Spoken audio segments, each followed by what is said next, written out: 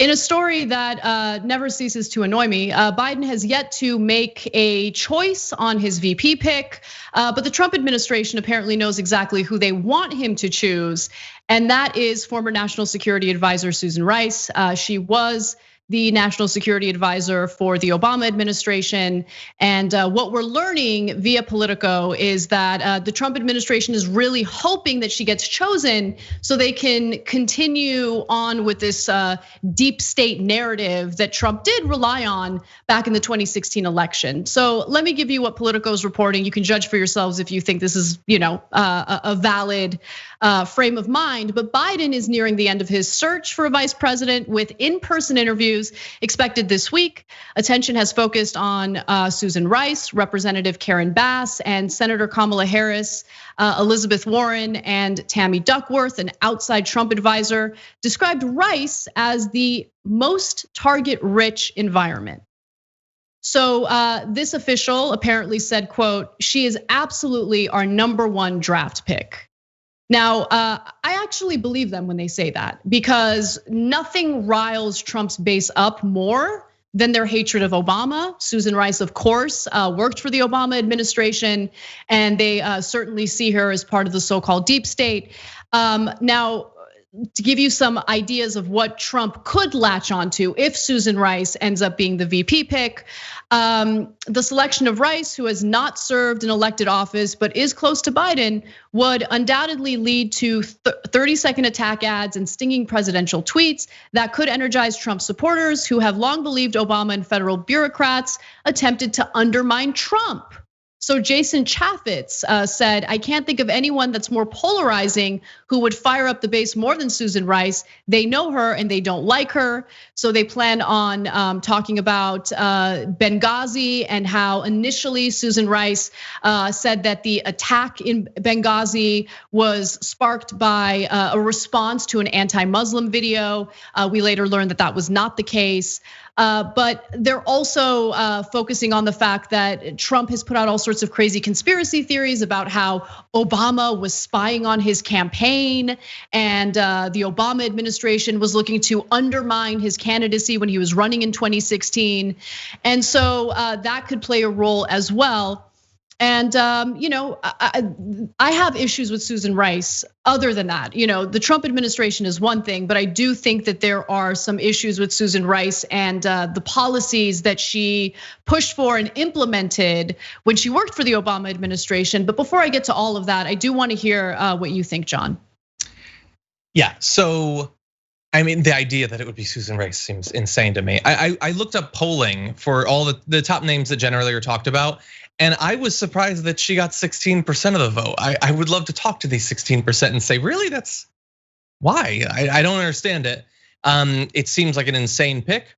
If you wanted to choose someone that was going to fire up anyone, progressives, young people, it seems like an odd pick too, although most of the people on his list don't seem like they would do much to fire up that group. But in particular, the idea that it opens them up to attacks about Benghazi once again, I guess that makes sense. It's insane that they're gonna do it. Remember, like, how like we've been using the death toll in the pandemic to point out, like, isn't it crazy that they talked about Benghazi for as long as they did? Like Tucker Carlson talked about it this week.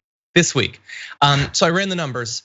And so yesterday's COVID death toll would have been, I think it was 364 Benghazis yesterday, which is 15 an hour, which is a Benghazi every 4 minutes or so, which is like 2 Benghazis for this video that we're recording right now. And they're gonna pretend that they still care about that as an example of the government hiding information and getting it wrong and making mistakes that led to deaths. They're gonna act like they still care about that as we lose well over 1,000 people every day for months. Yeah, of course they're gonna pretend. And of course the attacks on Susan Rice from Trump's administration are really nonsense, like it is. I mean, it's based on conspiracy theories. It's based on this ridiculous narrative that the Republicans have really like latched onto for years now. You're absolutely right. But there are legitimate criticisms, like for those who are paying attention to policy and for those who are honest about the positive things and negative things that happened under Obama's leadership. Susan Rice does have a record that I think is a problem, right? So good example is what happened right before the election. So for instance, in 2016, despite calls for peace between Israel and Palestine, despite the fact that the right-wing government of Israel was still building settlements in the West Bank and still treating the people of Gaza as viciously as they have been, the Obama administration decided we are going to give the right-wing government of Israel $38 billion in military aid. That happened. Now, that by itself, I disagree with. But then there's the added layer of where the country was financially at that time when this decision was made. So Susan Rice, former national security advisor, said the following. Today, we're making another unprecedented commitment to the security of Israel and the Israeli people. Today, we are signing a memorandum of understanding to provide Israel $38 billion in military aid over 10 years, including $33 billion in foreign military financing funds and an unprecedented commitment of $5 billion for missile defense. Rice noted, though, that the new aid commitment comes at a time of belt tightening across the board in the United States, with mandatory sequestrations set to return in a few years, meaning further cutbacks on needed social programs. That was from Jacobin, which is a socialist outlet, right? So maybe you guys are thinking like, do we trust that? I trust them. I trust them more than the mainstream media. But for those of you who think that the New York Times is more credible, let me go to the New York Times.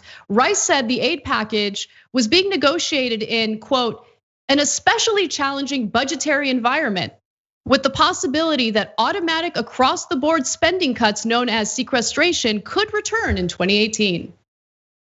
Nice.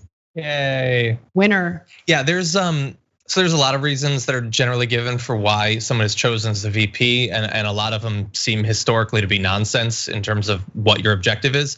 I don't understand any of why is she gonna help you win a state? Is she gonna help you win a demographic? Are you setting her up for her own run? Like all of the general reasons that are given for any particular candidate to insulate you against a certain sort of attack, it's not doing any of these.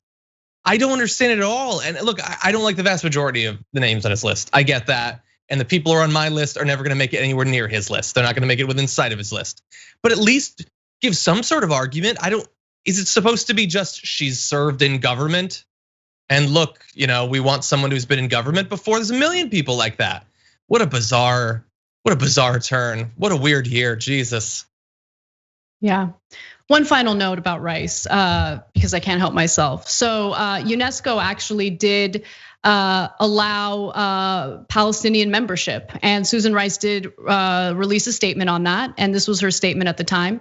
Today's vote to grant Palestinian membership to UNESCO is no substitute for direct negotiations, but it is deeply damaging to UNESCO. Yeah, not a fan of Susan Rice. Thanks for watching The Young Turks, really appreciate it. Another way to show support is through YouTube memberships. You'll get to interact with us more. There's live chat emojis, badges. You've got emojis of me, Anna, John, JR. So those are super fun. But you also get playback of our exclusive member-only shows and specials right after they air. So all of that, all you gotta do is click that join button right underneath the video. Thank you.